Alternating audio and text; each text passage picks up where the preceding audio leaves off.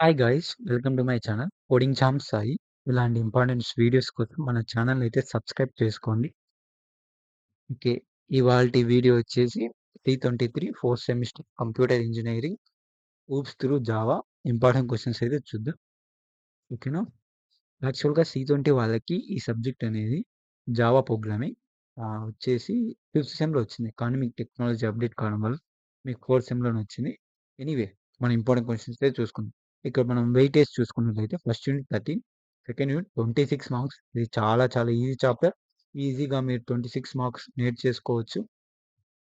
Next వచ్చేసి 21 marks third unit, fourth unit 21 marks, fifth unit 29 marks. మీరు applet పక్కాగా నేర్చుకుంటే పొల్లు పోకోకుండా మీరు ఈ చాప్టర్ రాసేసి మీరు బయటికి రావచ్చు. సో ఈజీగా పాస్ అవుతుంది. నేను బాగా రాసాను బయటకు వచ్చేసి రావచ్చు.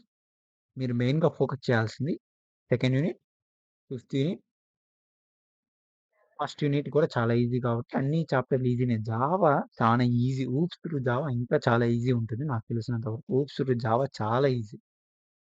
నెక్స్ట్ ఇప్పుడు మనం ఇంపార్టెంట్ క్వశ్చన్స్ చూద్దాం. ఓకే, మీకు 20 టాపిక్స్ ఉన్నాయి ఫస్ట్ యూనిట్లో. దీంట్లో నేను చెప్తున్నాను. ఫస్ట్ క్వశ్చన్ ఏంటంటే concepts of object oriented programming. Concept of object oriented programming అది చాలా చాలా ఇంపార్టెంట్. అదేంటి అనుకుంటున్నారు కదా మీరు? అదేం లేదండి. క్లాస్ అంటే ఏంటి, ఆబ్జెక్ట్ అంటే ఏంటి, ఇన్హెరిటెన్స్, పాలిమోర్ఫిజం అలాగా ఉంటాయి. ఇన్హెరిటెన్స్ అంటే ఏంటి, అట్లాగా టాపిక్స్ వచ్చింటాయి. మీకు ఒక ఐడియా వచ్చింది, అది నేర్చుకోండి. అది 10 మార్క్స్ చాలా ఇంపార్టెంట్. నెక్స్ట్ వచ్చేసి explain the data types. Explain the data types. Data type అంటే తెలుసు కదా, ఇంట్, లాంగ్ ఇంట్, షార్ట్ ఇంట్, డబల్ ఫ్లోట్ అవి. ఓకేనా? నెక్స్ట్ వచ్చేసి apply one dimension array, two dimension array, గిరే example program, give example programs, అదొకటి. నెక్స్ట్ వచ్చేసి explain the uses of constructors అన్నమాట. విత్ ఎగ్జాంపుల్ ప్రోగ్రామ్ కూడా రాయాలి మీరు. మెథడ్ ఓవర్లోడింగ్, కన్స్ట్రక్టర్ ఓవర్లోడింగ్, అది కూడా ఇంపార్టెంట్. 8 మార్క్ సారీ 10 మార్క్కి. నెక్స్ట్ వచ్చేసి మీకు అంతేనండి. ఒక్కొక్కసారి మీకు కండిషనల్ స్టేట్మెంట్స్, ఇటరేటివ్ స్టేట్మెంట్స్ కూడా ఇచ్చాడు. అవి కూడా అడగచ్చు. 10 మార్క్స్కి మీరు నేర్చుకోండి. ఓకేనా? మళ్ళీ చెప్తున్నాను ఏంటంటే 10 marks concept of object oriented programming, explain that, one dimensional array, two dimensional array, conditional statement, iterative statements, అవి 10 మార్క్స్. నెక్స్ట్ వచ్చేసి constructor, uses of constructor with example program, explain method overloading and constructor overloading. ఒకసారి method overloading, explain about method overloading అడుగుతాడు. ఇంకొకసారి explain constructor overloading అడుగుతాడు. 10 marks. Okay, example ప్రోగ్రామ్తో సహా రాయాలి.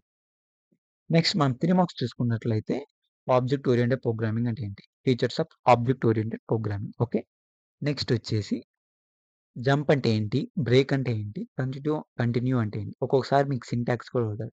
Jump syntax రాయండి, break syntax రాయండి, continue syntax రాయండి, అలాగా. నెక్స్ట్ వచ్చేసి define class, define object, example right example programme about class and object. 3 marks కూడా అవుతాడు. ఓకే, నెక్స్ట్ వచ్చేసి దిస్ సాఫ్ట్వేర్ చాలా చాలా ఇంపార్టెంట్ మీకు. నెక్స్ట్ ఓకేనా?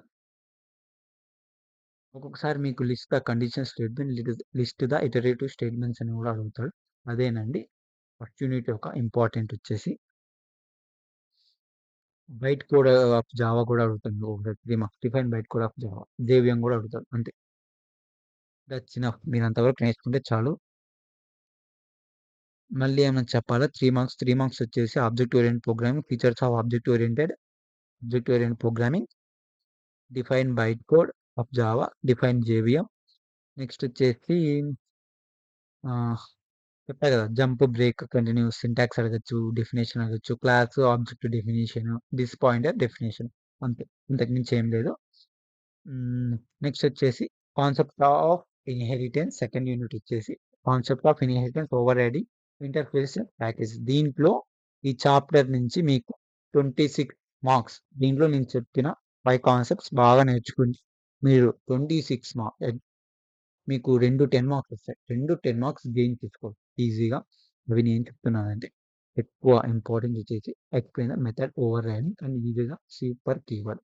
ఒక్కొక్కసారి మీకు explain the method overloading with example programme అని మీరు మెథడ్ ఓవర్ గురించి రాసి ప్రోగ్రామ్ రాసి సరిపోతుంది.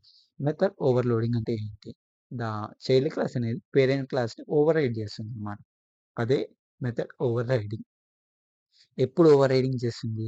The parent class, subclass same ఉన్నప్పుడు. ఓకే. That's okay. అది నేర్చుకోండి. ఒక్కొక్కసారి మీరు యూజెస్ ఆఫ్ సూపర్ కీవర్డ్ రాయమంటారు. Explain the method overriding and uses of super keyword. Okay. Super keyword ఎందుకు యూజ్ చేస్తారు అసలు? ఎందుకు యూజ్ చేయరు? యూజ్ చేస్తారు. అది కూడా నేర్చుకోండి. ఓకే. నెక్స్ట్ వచ్చేసి 2.2 how to implement multi level inheritance with example programme. Okay. That's enough. ఆ 2.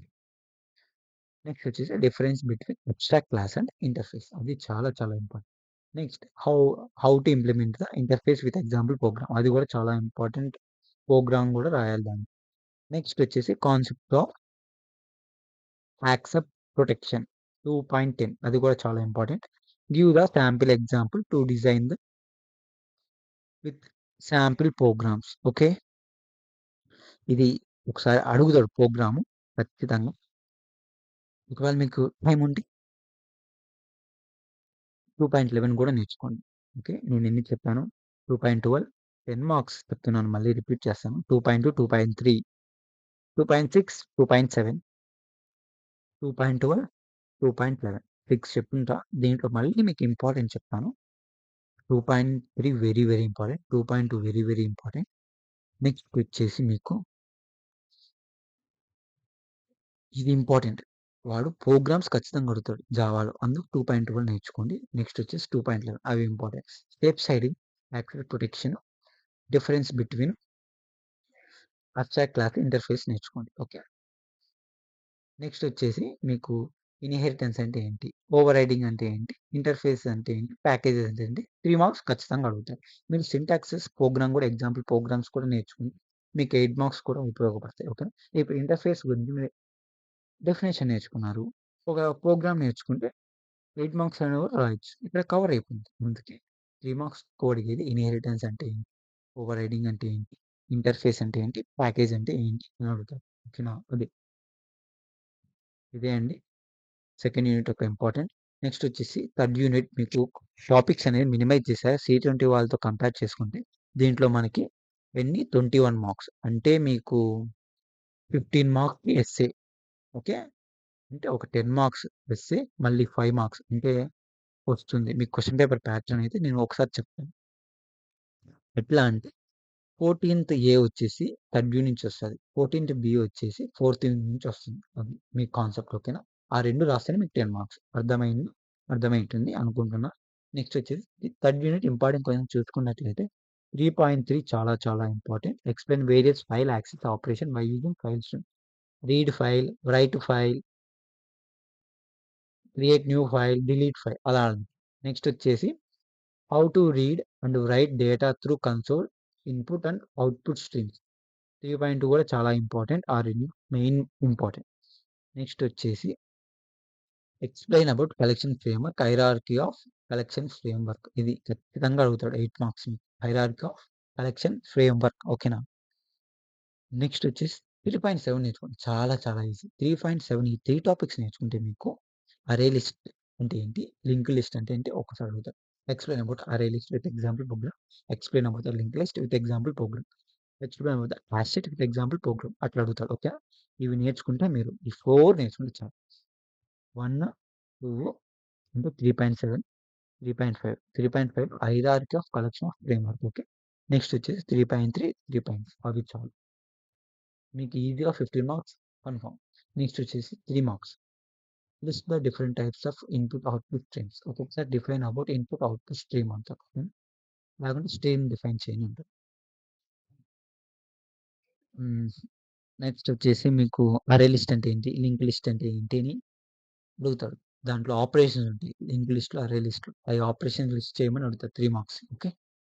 మనం ఫోర్త్ యూనిట్‌కి వెళ్ళినట్లయితే దీంట్లో మనం ఎక్కువ టైప్స్ ఆఫ్ ఎక్సెప్షన్ హ్యాండ్లింగ్ అని. ఎక్సెప్షన్ హ్యాండ్లింగ్ అంటే ఏం లేదు. Types of exception handling.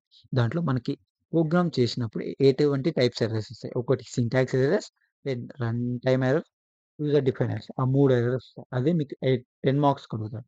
Next వచ్చేసి 4.4 10 marks, 4.5 10 marks, 4.9 10 marks, 4.10 10 marks, 4.11 10 marks. 10 marks బాగా గుర్తున్నాయి కదా! ఏంటి 4.1 ఇదే టైప్స్ ఆఫ్ ఎక్సెప్షన్ హ్యాండ్లింగ్ ఒక 10 మార్క్స్, 4.4, 4.5,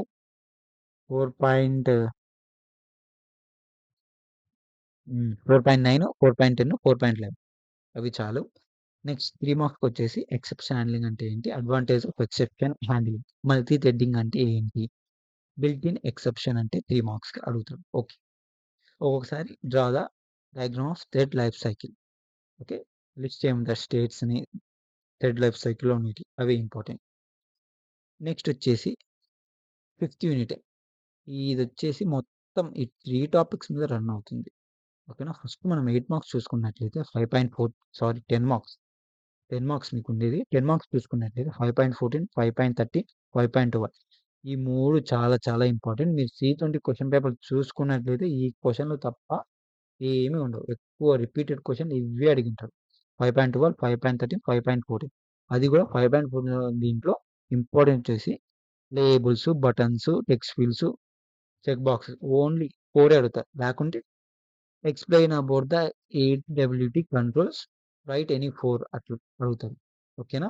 మీరు 4 రాయమంటే మీరు ఒకవేళ మీ చాయిస్‌లో రాయొచ్చు. ఒకవేళ వాళ్ళు స్పెసిఫిక్‌గా 4 అడిగితే వాళ్ళు చెప్పిందే రాయాలి. అందుకే ఈ 3 నేర్చుకోండి. 5.14, 5.13, 5.12 10 మార్క్స్ గ్యారంటీ. ముందే దీనికి 29 మార్క్స్ అంటే 10 మార్క్స్ వస్తాయి. నెక్స్ట్ వచ్చేసి దీంట్లో life cycle of applet. Life cycle of an applet అది కూడా 10 మార్క్స్ చాలా ఇంపార్టెంట్. నెక్స్ట్ వచ్చేసి explain the graphic class methods. ఈ 3 ఐ మీన్ 5.3 అప్డేట్ అంటే ఏంటి? పెయింట్ అంటే ఏంటి? Drawing lines, rectangulars, circles, polygons. వాడేమంటాడు? Explain the graphic class methods అంటే మీరప్పుడు ఏం చేయాలి? దీంట్లో ఉండేటియన్నీ రాయాలి. అదే అన్నమాట. దీంట్లో నేను 5 చెప్తాను. ఇంకో ఒకటి చెప్తాను అంతే. Describe the steps for designing and executing the sample applet program. దీంట్లో నేను ఎన్ని చెప్పాను? 1, 2, 3, 6 చెప్పాను. ఆ 6లో కూడా మీరు ఎక్కువ ఇంపార్టెంట్ ది ది మో 5.14 మీద, 5.13 మీద, 5.12 మీద అండ్ అలాగే లైఫ్ సైకిల్ ఆఫ్ యాప్లెట్ మీద ఇంపార్టెంట్ ఇచ్చుకోండి. ఓకేనా. 3 మార్క్స్ చూసుకున్నట్లయితే define applet, define AWT, define event handling, list the types of events అని అడుగుతాడు. ఇక్కడ ఇదిగోండి. List the describe types of event అంటే అదే. ఓకే. లిస్ట్ అని ఉంది కదా! లిస్ట్ అని ఏమున్నాయో దీంట్లో ఈ టాపిక్‌లో ఈ లెసన్‌లో అవి 3 మార్క్స్ అడిగే ఛాన్స్ గ్యారంటీగా ఉంది. మెయిన్‌గా మీరు 3 మార్క్స్ నేర్చుకోవాల్సింది define applet, define AWT, define event handling. List ఉండేటివి కూడా నేర్చుకోండి. జస్ట్ లిస్ట్ చేయాలి. ఈవెంట్స్‌లో ఎన్నున్నాయి? ఈవెంట్ క్లాసెస్‌లో ఏమున్నాయి? ఈవెంట్ లిజనర్ ఇంటర్ఫేసెస్ ఏవేవి ఉన్నాయి? లిస్ట్ చేయాలి అంతే. That's enough for object oriented programming through Java important question. ఈ వీడియో గాని నచ్చితే సబ్స్క్రైబ్ చేసుకోండి మన ఛానల్‌ని. ఎందుకంటే ఇలాంటి ఇంపార్టెంట్ వీడియోస్ కోసం మీకు కావాలి కదా! మీరు పాస్ అవ్వాలి కదా! దీనికోసమే సబ్స్క్రైబ్ చేస్తే నాకు కొంచెం జోషొచ్చి వీడియోస్ చేస్తాను. అండ్ అలాగే మీ ఫ్రెండ్స్‌కి కూడా షేర్ చేయండి. వాళ్ళు కూడా పాస్ అవ్వాలి కదా! ఈ వీడియో కొంచెం లైక్ కొడితే మీ మెత్తని చేతులతో రీచ్‌కెళ్ళి మీలాంటి వాళ్ళకి షేర్ అవుతుంది. ఓకేనా? Thank you for watching.